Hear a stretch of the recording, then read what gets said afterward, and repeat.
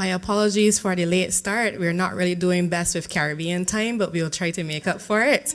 My name is Jamelia Frederick. I am the country energy expert for Barbados at RELP, and I am pleased to serve as your master, well, technically I guess it will be mysteries as I'm a female, of ceremonies for today's proceedings. Mr. Kevin Hunt, Permanent Secretary, Ministry of Energy, Business Development and Consumer Affairs. Ms. Isabel Beltran, Vice President of Latin America and the Caribbean Global Energy Alliance. Dr. Marsha Arthurly Aikechi, Executive Director, the Organization of Caribbean Utility Regulators, also known as OOCUR. Mr. Ramiro Gomez Barinaga, Director of Country Delivery, RELP. Representatives of Caribbean governments and ministries, representatives of the Caribbean Development Bank, representatives of RELP, the National Laboratory of the Rockies, now rebranded as NRL, and the Rocky Mountain Institute, RMI, representatives of the Caribbean regulatory bodies, members of the media, specially invited guests, ladies and gentlemen, everybody, good morning. On behalf of RELP, it is my pleasure to welcome you all to the Caribbean Aggregation Procurement Program Regional Workshop, also known as the CAPP Regional Workshop, here today at the Courtyard by Marriott, Bridgetown, Barbados. Now, I have a background in PV installations and health and safety, so it would be remiss of me not to give you the emergency protocols for this building. Before we begin, I would briefly like to highlight the emergency protocols. We have 2 exits here, and then there's one at the rear of the room, and we know the entrance if we've been coming through. The emergency exits, 1, 2, 3, 4. If you head to the eastern car park, that will be the muster point in the event of an emergency, but let's hope everything goes well today. Bathrooms are located just outside of the conference room, so you make a left, then another left in the hallway, and when it's time for break and lunch, you'll be heading through the rear left door to the patio, so we'll have lunch. You've all gotten a very nicely printed badge for your workshop. If you turn to the back, there's a QR code. If you scan that, all the workshop materials are here. We're trying to be as sustainable as possible. So you will find the agenda, the media kit, the introduction to the entire CAPP team. Everything you could possibly want is there, but we will provide some printed copies throughout the day for those of you who need something to write on. I understand, sometimes it helps. So everything you need is right here. So over the next 3 days, the workshop will bring together ministries, regional institutions, regulators, technical experts, financial institutions, and development partners from across the region to discuss regional procurement coordination, market readiness, financing frameworks, and the broader collaboration within the Caribbean power sector. The Caribbean continues to face a unique set of shared challenges, including small and isolated electricity systems, exposure to fuel price volatility, infrastructure vulnerability, and the need to modernize power systems while maintaining affordability, reliability, and resilience. At the same time, there is a significant opportunity for regional collaboration, coordinated planning, and knowledge sharing. This workshop, therefore, has been designed as a working dialogue focused on practical implementation, institutional coordination, and identifying pathways to support long-term energy security and development across the region. We are especially grateful to all the delegates and partners who have traveled to Barbados to participate in these discussions and contribute to this important regional engagement. Ladies and gentlemen, we now proceed with the opening ceremony. It is now my pleasure to invite Mr. Ramiro Gomez Barinaga, Director of Country Delivery, to deliver the welcome address. Ramiro?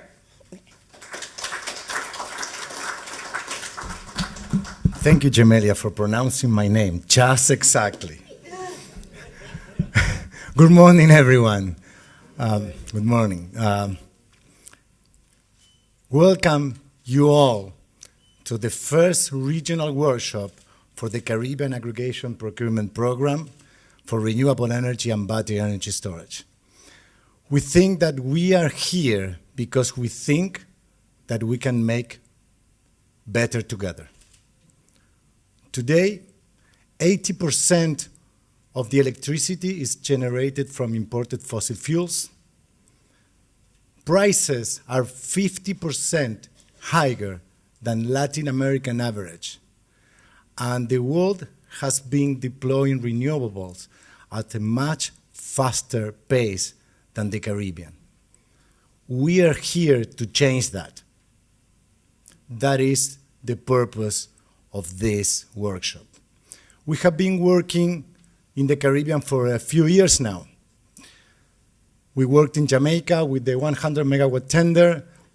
We supported the GPE to design and implement best international practices. And the tender attracted almost 5 times of what was being requested, and the prices lowered to the range of the $60 per megawatt hour. Best in the region. With Barbados, now in Jamaica, we are working and supporting the GPE to design and implement what is going to be the largest procurement process, 300 megawatts of renewable energy plus 150 megawatts of batteries. In Barbados, we supported the Ministry of Energy to design and implement bankable contracts, bankable tenders, and I am proud to say that Barbados tender attracted 5.5 times of what is being requested. We can keep working country by country individually, but we know that isolated and individual procurements are not the best. The Caribbean region can do better acting together. The Caribbean Aggregation Procurement Program is based on one foundational insight. Scale changes everything. Bringing Caribbean countries in just one coordinated, competitive procurement will attract more investors, bidders, financiers, and more bids means more competition means lower prices. And that is an opportunity today to act together, not to wait to conditions to improve, but on the other side, because global uncertainty, fiscal pressure, and the rising prices of fossil fuels are not just abstract challenges. They hit Caribbean households and businesses directly every month. The CAPP gives the opportunity to Caribbean governments to act together, to go on an aggregated way, to offer higher scale and obtain lower prices. I want to thank especially our partners, Global Energy Alliance, Isabel, and OOCUR. Marcia, thank you,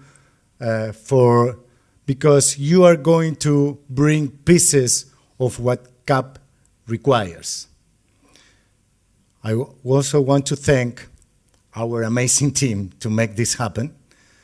Thank you. Now, what we need is the political commitment to go forward and implement what we all know is needed in the Caribbean region to obtain lower generation prices. Thank you and welcome again.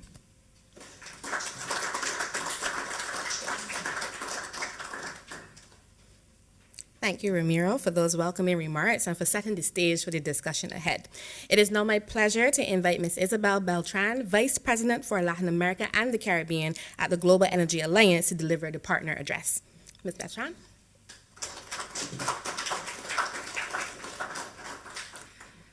Thank you, and good morning, everyone. It's really awesome to be here this morning. Honorable government representatives, regulators, development banks, friends, regional institutions, private sector, friends from NLR, RMI, colleagues from RELP, and friends from across the Caribbean. It is really a pleasure to be here today in Barbados for the opening of this workshop. On behalf of the Global Energy Alliance for People and Planet, I really want to begin by thanking RELP for its leadership and partnership in advancing this important initiative. We're really proud to support the Caribbean Aggregation Procurement Program, or CAPP.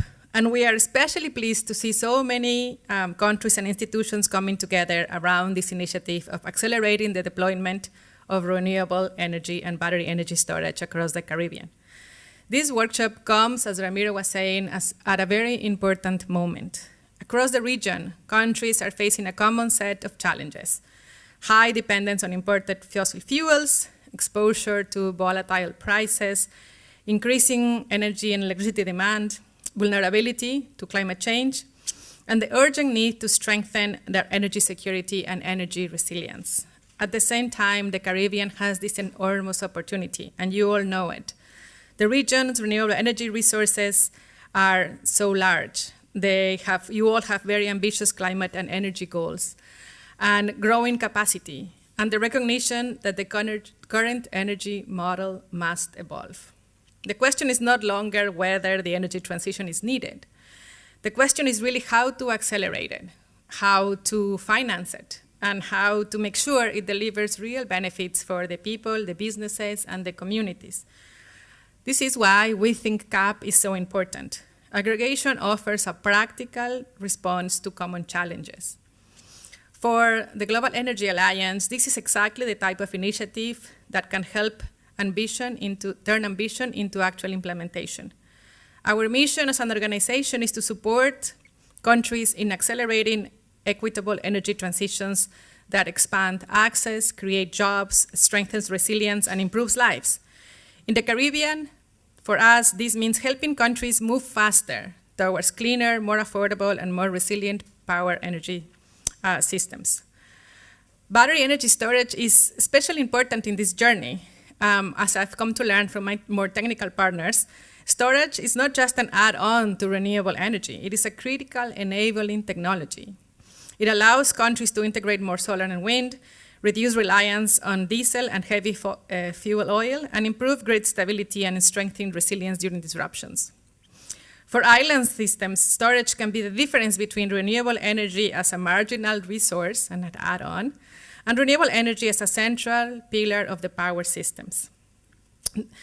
But storage and renewables will only scale if the projects, like anything, are well prepared, well structured, and financeable. And I think this is why this partnership really matters. The governments will provide the vision and the policy directions. The regulators will create the enabling frameworks. The utilities will identify systems that are needed and the implementation of projects. The development banks and philanthropic partners like us can help de-risk early stages and mobilize capital, support gaps when are needed. And the private sector providers will bring the financing and the innovation and the execution capacity. I think regional organizations will help ensure this is a coordinated effort for the Caribbean and ensure knowledge, coordination, and sharing. But I don't think that any single institution can deliver this transition alone. However, together, we can create the conditions for a market to grow. This is one of the main reasons that we are supporting CAPP. We see aggregation not only as a procurement mechanism and a very interesting project, but as a platform for regional collaboration and transformation. It can help countries team together, learn together, negotiate together, and attract more competitive offers, reduce the cost of clean energy solutions. Over the next 3 days, this workshop provides an important opportunity to move from concept to action. We hope the discussions will help clarify country priorities, identify concrete challenges and opportunities, and strengthen coordination among governments and regional partners. But success will not only be measured by the quality of the conversations that we have over the next 3 days. Success will be measured by what happens after this workshop. The agreements that we advance, the pipelines that we structure, the projects that we prepare, and ultimately the megawatts and megawatt hours of clean energy and storage that are deployed. At the Global Energy Alliance, we are committed to continuing to work with RELP and partners across the region to support the next phases of this work. We see the Caribbean energy transition not only as a climate imperative, but also an economic development opportunity. That's why we're here. It's about reducing exposure to imported fuel prices and improving energy security. CAPP represents the type of practical, collaborative, and regionally grounded solution that can help make this possible. Thank you again, RELP, for your leadership. to the government and partners in Barbados, and Barbados especially for hosting us. And thank you all for showing your commitment and being here. We look forward to working with all of you in this regional collaboration and make it into real implementation. Thank you.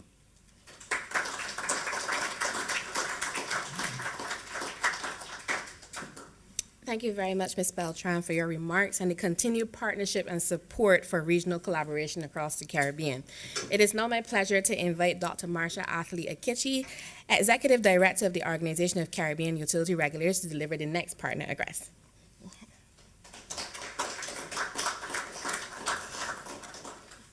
Good morning. Thank you, Jamelia.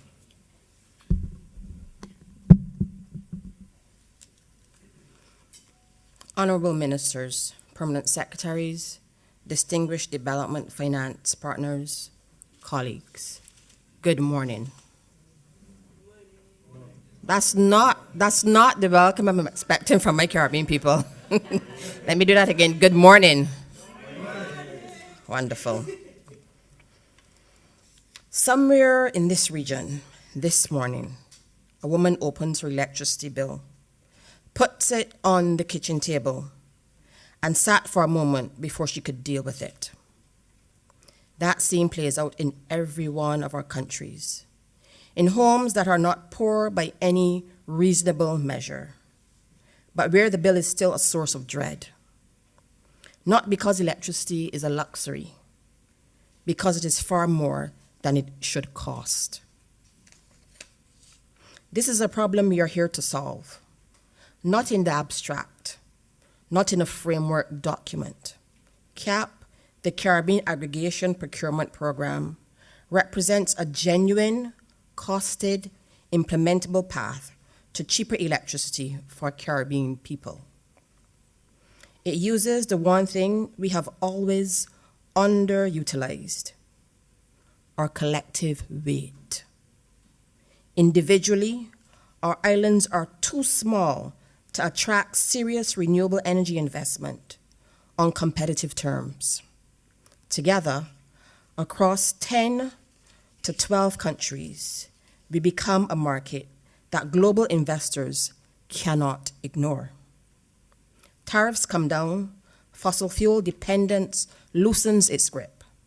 The energy transition that everyone has been discussing for 20 years begins to actually happen.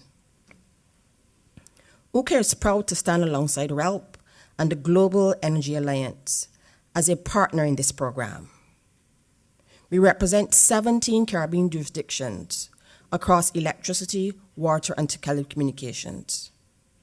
We have spent 23 years building the regional regulatory architecture that CAPP now needs to function. This is not a new relationship. It is a relationship delivering on its purpose. But I need to be honest with you this morning about what CAPP requires, because the investment opportunity is real, the financing instruments are serious, and the technical model is sound. None of that will matter if the regulatory environment in each participating country is not ready to receive it. Private capital does not enter markets where the rules are unclear or where the regulatory decisions can be reversed by political pressure. Before any investor commits to a Caribbean renewable energy project, they will ask one question above all: is the regulator credible? Can it make a binding decision, hold it, and enforce it? If the answer is uncertain, they price that uncertainty into the deal, and Caribbean people pay for it in their bills. Or the investor walks away entirely. We know this well in our capitalist world, where money makes the mare fly. The regulator is not a bureaucratic formality at the edge of the energy transition. The regulator is the hinge on which everything turns. Procurement terms, tariff structures, interconnection standards, grid codes, consumer protections. every element that makes CAPP bankable runs through the regulatory function.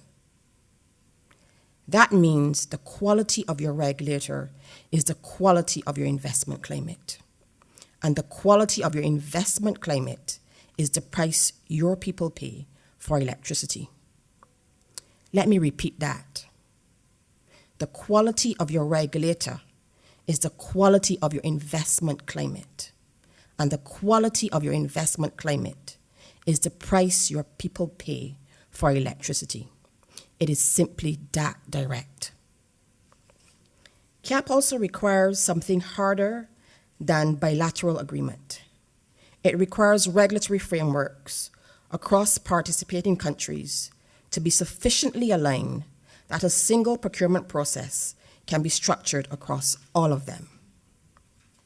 That means common approaches to PPA design, to grid interconnection, to how storage is classified and remunerated. Right now, the regulatory frameworks across this region vary considerably. Not because regulators have been careless, but because each jurisdiction has built its frameworks largely in isolation, without the resources to benchmark against its neighbors. CARICOM has recognized this structural problem at the highest level. There is active consideration of a single regional utility regulator, a body with the standing to set common standards and adjudicate cross-border issues across member states. That conversation is unresolved, and its institutional implications are significant. But its direction is not in doubt. The region is moving toward more coordination, not less. CAPP accelerates the urgency of this movement because we cannot wait for the institutional question to be settled before we begin the alignment work. We need to start now with the structures we have, building towards the structures we need. I speak directly to ministers and permanent secretaries now, because what I'm about to say is your responsibility as much as ours. The first challenge is resources, and I mean it plainly. Many of our member regulator offices are being asked to oversee complex, capital-intensive energy transitions with staff teams that would not fill one side of a conference table. No engineers, no economists with modeling capability, no legal specialists in investment structures, no budget for independent technical advice of the kind a utility company's legal team produces routinely. We cannot regulate a 21st century power sector with a fraction of the capacity available to the entities we are supposed to oversee. And yet, that is exactly what we are asking our regulators to do. And this is across the region. The solution is not complicated, not at all. Adequately fund your regulatory body. Treat it as the infrastructure that it is. The second challenge is role clarity. In several of our jurisdictions, and I say this with respect, not reproach, the regulator is still understood, in practice, if not in law, as an instrument of government rather than an independent guardian of the public interest. Ministers call. Decisions are delayed or rushed to avoid political discomfort. Utilities that are state-owned expect deference rather than oversight. That is not regulation. That is administration with a different letterhead. When a regulator cannot issue an uncomfortable tariff determination without fearing political reversal, the entire system loses its credibility. And with it, investor confidence that makes CAPP possible. Independence is not a luxury for advanced economies. It is a functional requirement for every economy that wants private investment in its infrastructure. The third challenge is regulatory capture. The gradual erosion of a regulator's independence, not through force, but through information asymmetry and resource exhaustion. When a regulator is chronically undermatched by a utility it oversees, technically, financially, legally, it stops challenging and starts accommodating. The fix here is again resourcing, peer learning, and access to independent technical expertise. OOCUR exists precisely to pool that capacity across the region. But regional cooperation can only supplement what governments must provide domestically. I want to challenge our regulators directly as well, and I hold OOCUR to that same standard. The energy transition is moving fast. Battery storage economics has shifted fundamentally over the last 5 years. Distributed generation in restructuring the relationship between restructuring the relationships between utilities and consumers in real time. Regulatory frameworks built for predictable central power systems are straining to keep pace.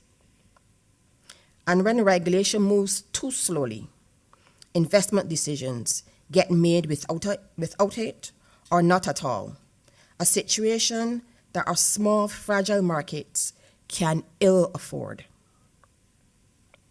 There are tools regulators can adopt today to move faster without sacrificing rigor.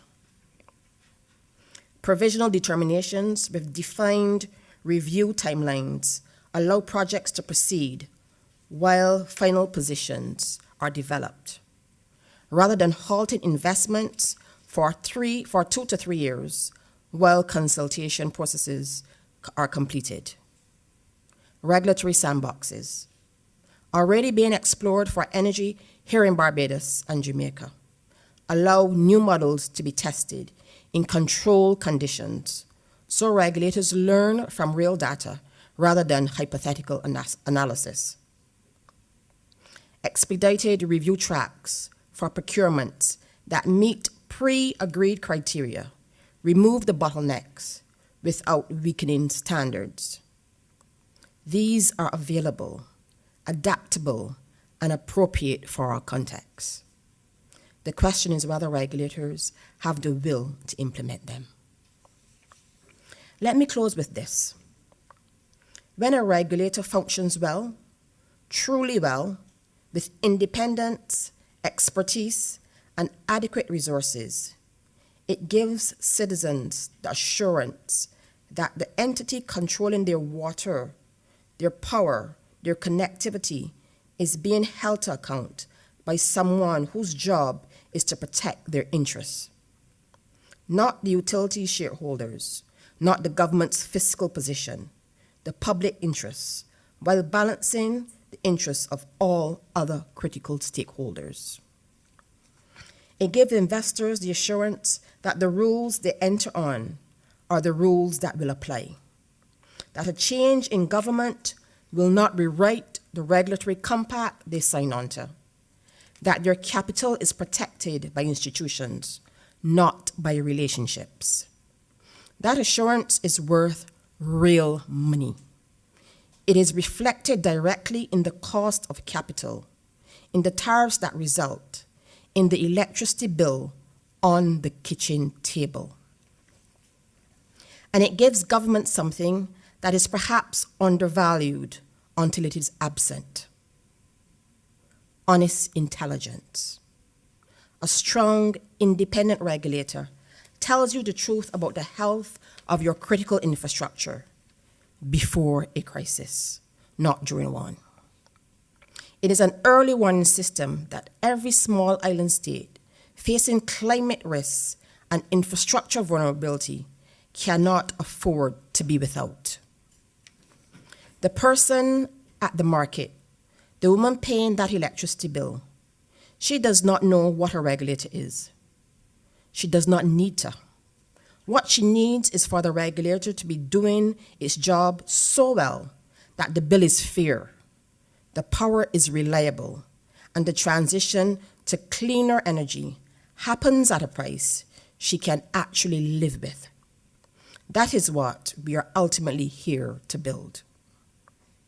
CAPP gives us one of the best opportunities this region has had to make that real. OOCUR is ready to do our part. I ask each of you to leave this room committed to doing yours, in resourcing your regulator, in protecting their independence, and in giving them the political space to make those hard calls the energy transition requires. I look forward to the conversations ahead. Thank you.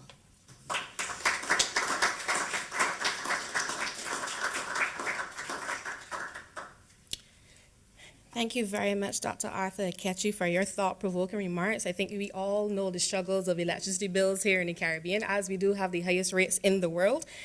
But thank you for highlighting the importance of regional coordination and regulatory engagement across the Caribbean energy sector.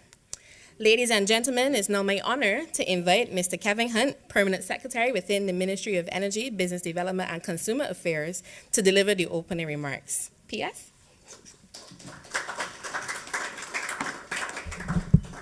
Thank you, Madam of Ceremonies, Mistress of Ceremonies, Jamila. Protocol already having been established. A very good morning to each and every one of you. Thank you for dealing with that for me, Marcia. It is my distinct honor to stand before you this morning here in Bridgetown and to deliver these opening remarks on behalf of the Honorable Minister of Energy, Business Development and Consumer Affairs, Kerry Simmons, Senior Minister with responsibility for the productive sector. The Honorable Minister very much regrets being unable to be with us this morning in person to open this gathering and to give his comments. And so, unfortunately, you're stuck with me, and he has asked me to convey to you two things. First, his warmest personal greetings to every person here this morning. And second, and perhaps more importantly, his full and unreserved appreciation of the work that has brought you together here for the next 3 days. Indeed, it is a pleasure that you've chosen Barbados for this engagement. Therefore, to our visiting colleagues, allow me to extend a very warm Barbadian welcome. That does not include you, Ramiro, because by now you are an honorary Bajan. And so I want to ask you to make yourselves at home, take a walk on the beach, visit Oystins, try some Bajan cuisine, but let that not deter you from the hard work that will lay ahead these next 3 days. Because the work that lays ahead, ladies and gentlemen, is one of the most critical conversations that this region will have this year, maybe even this decade. Allow me to begin where every honest conversation must begin, and that is with the reality of our situation. Ramiro painted it, Isabel painted it, and definitely Marcia captured it. But the overwhelming majority of the electricity that powers our hospitals, our schools, this very hotel, our small businesses, our homes, as we all know, is generated using fossil fuels that we import from somewhere else.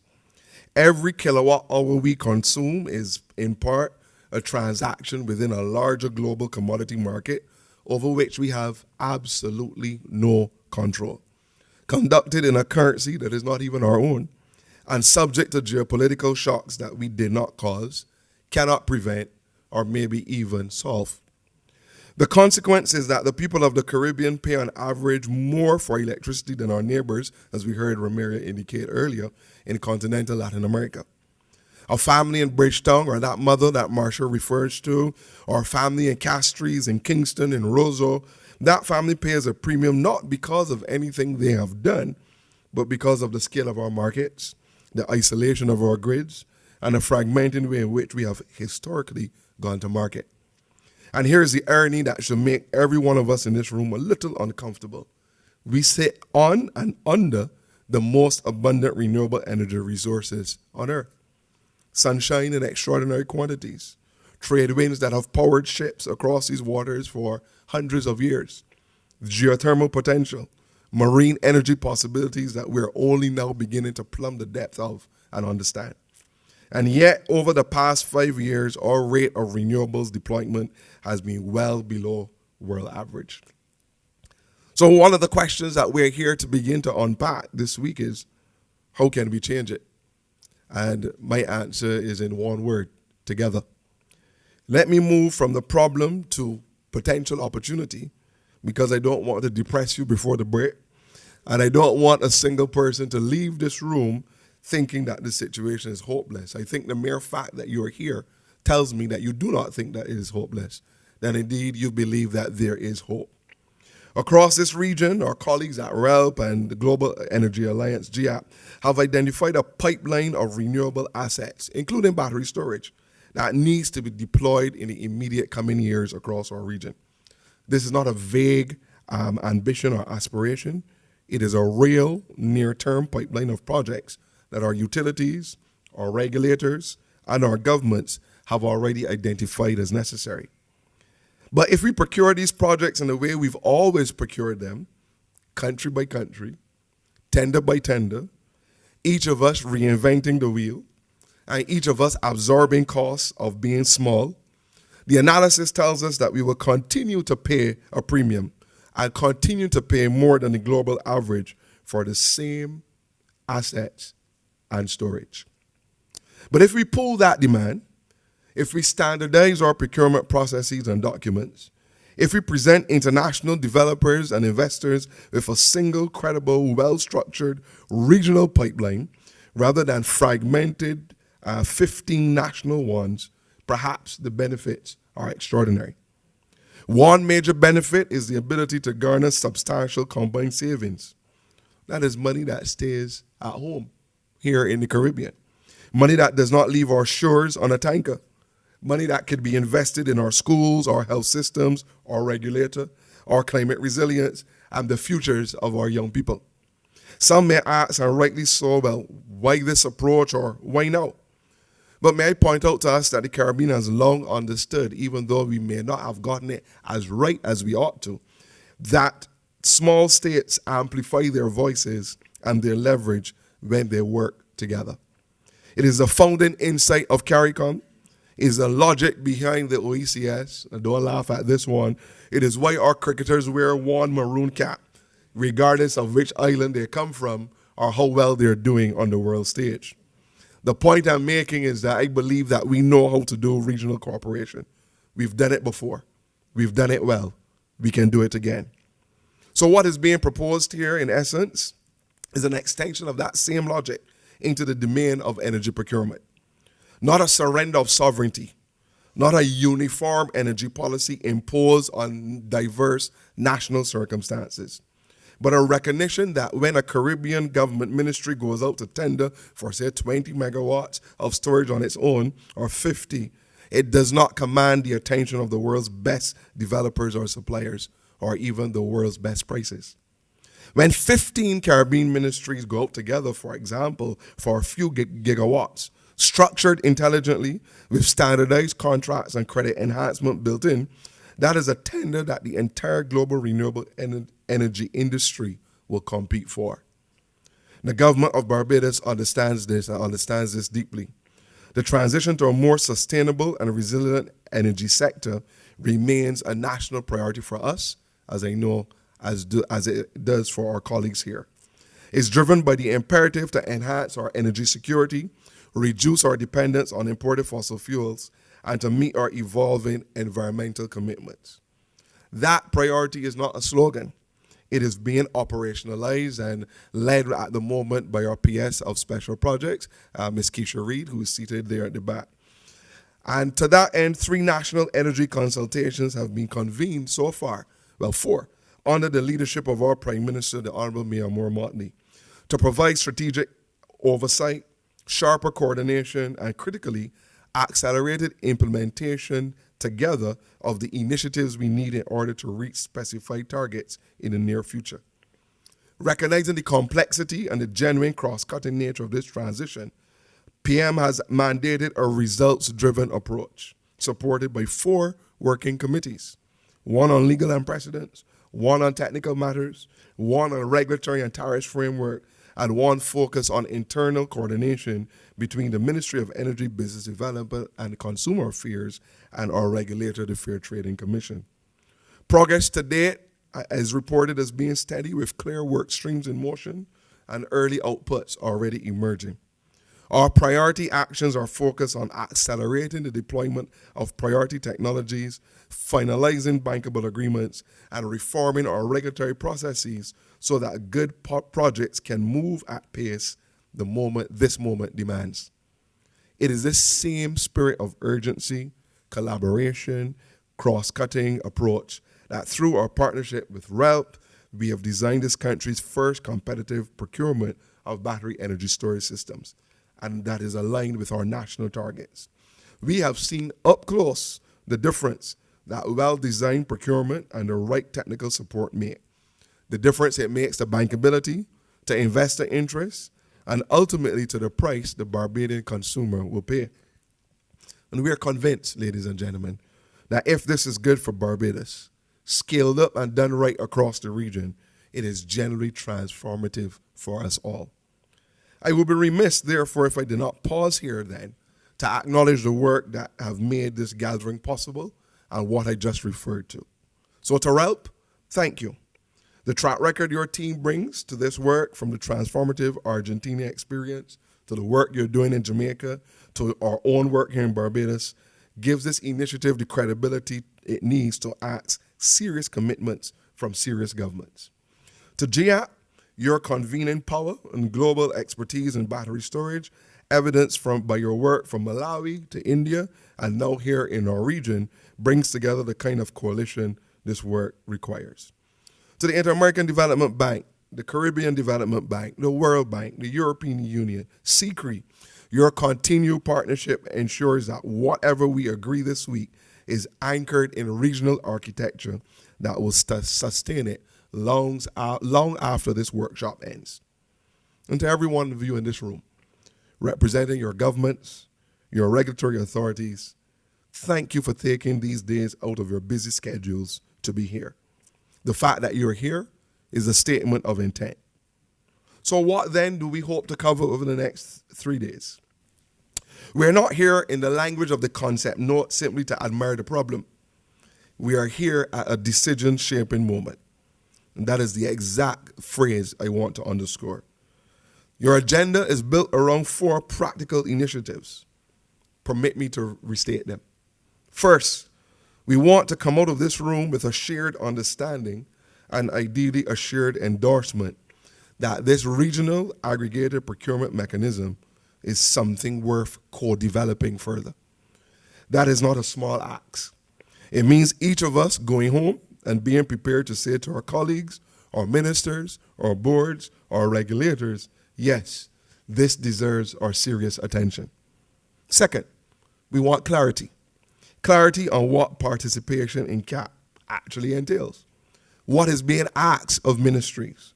What is being asked of regulators? What is being asked of regional institutions? No one should leave here unclear about what they're saying yes to, or indeed what they may be saying not yet to. Third, we want to identify a first cohort of perhaps early mover countries, those who are ready and willing to begin the structured follow-up work immediately, data sharing, readiness assessments, pipeline development, that unglamorous but essential work that will turn a concept into reality. And fourth, if possible, a roadmap, a clear post-workshop sequence of actions, milestones, and governance arrangements so that the energy, no pun intended, and goodwill of this room translates into momentum that will survive your trip home. The structure of these 3 days is designed to support these objectives.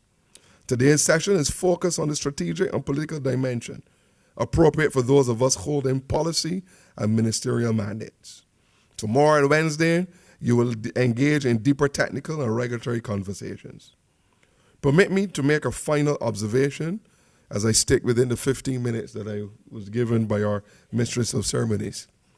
And it's directly at those countries and those persons considering whether to step forward as early movers that I indicated before. There's always a perfectly defensible argument for waiting. Wait until the framework is more developed. Wait until another country goes first. Wait until the political conditions are perfect. Wait until the next budgetary cycle. But our citizens are not waiting. Our climate is not waiting. The cost of inaction is not waiting. It is paid every single month on every single electricity bill in every single Caribbean home. Barbados, for its part, we've made a choice. Structured right, we intend to be a part of this initiative. Not because we have all the answers, by no means, but because we are convinced that the answers are easier to find together than alone. Ladies and gentlemen, the work ahead will not be easy. It will require compromise.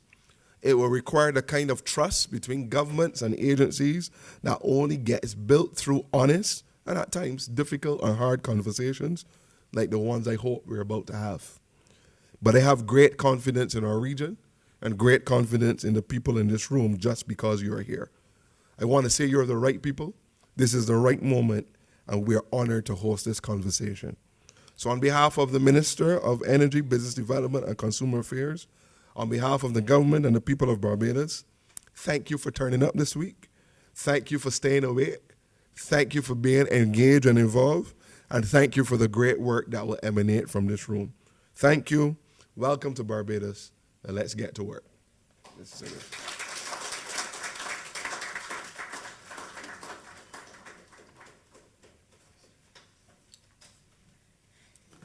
Thank you, PS, for those remarks.